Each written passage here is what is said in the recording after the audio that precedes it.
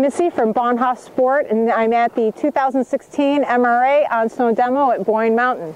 I just took out the Blizzard Quattro 8.0 CA. This ski was a little long in length for me, but I think in the right length it'd be a great front side carving ski for that higher intermediate gal. It can really hold an edge, just need to get it a little bit shorter length. It's pretty snappy and poppy. Not so sure I love the dark graphics on it. I think they could have maybe lightened that up a little bit. But anyways, I think this would still be a great front side ski for that higher intermediate lady.